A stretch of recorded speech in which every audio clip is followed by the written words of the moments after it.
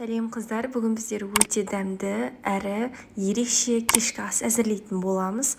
Ол үшін бізге ең алдымен осылай жылы суымызға еріген сары майымызды құямыз. Және де бір қасық осылай шым тұз себеміз. Жақсылап тұз ерігенше араластырамыз. Кейін електен өткізілген ұнымыздың жарты бөлігін ғана салып қасықпен араластырамыз. Кейін қалған бөлігін салып қолымызбен жақсылап қамыр біркелкі болғанша араластыратын боламыз. Міне қамырымыз дайын болғаннан кейін осылай целлофанға салып қойсаңыздар болады. 20 минут немесе 10-15 минутқа қойсаңыздар болады. Енді менде салмасын дайындайтын боламыз. Менде құйрық май және етім ұзақ пісетін болғандықтан ұсақтап турадым. Үстіне картошка және де пияз салдым. Енді осындай қалауыңыз бойынша дәмдеуіштер сепсеңіздер болады. Бірақ тұз және де қара бұрыш міндетті түрде. Кейін салмамызды жақсылап біркелкі болғанша араластырып аламыз. Міне тынған қамырымызды осылай үйдегі адамдар санына байланысты осылай бөліктерге бөліп алатын боламыз.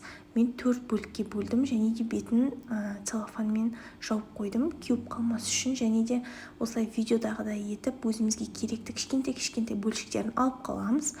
Ал қалған бөлігін осылай оқтаудың көмегімен қатты жұқа қылып емес, орташа қалыңдықта илеп аламыз.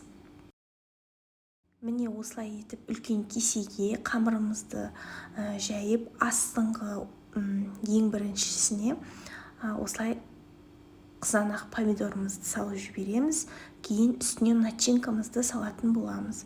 Сосын әдемі етіп бірінші түйіп алдым. Содан соң асты ашылып кетпейтіндей етіп бір-біріне жабыстыратын боламыз. Бізде асты ашылып кетпеуін қадағалаңыздар, себебі суы шыққан кезде сыртқа шығып кетпеу қажет.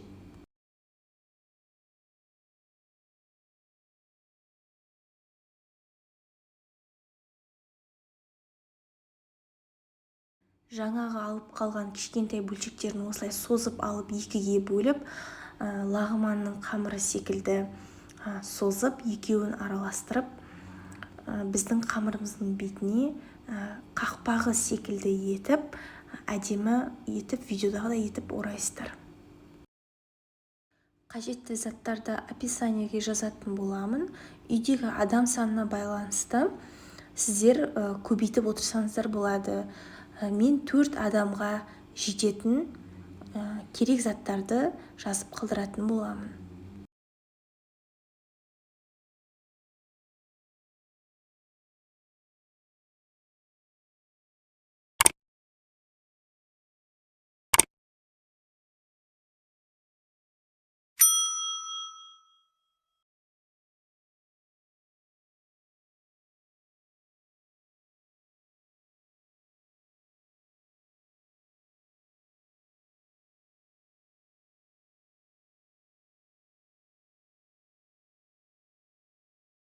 Міне осылай пергамент қағаз төселген формамызға орналастырып, бетіне жұмыртқаны сеуіп, мен әдемілікке мақ септім. 1 сағат ішінде пісіріп аламыз. Қызып тұрған пеште 180 градуста.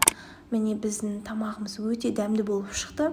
Отбасыларыңызға ұнайтынына сенімдімін.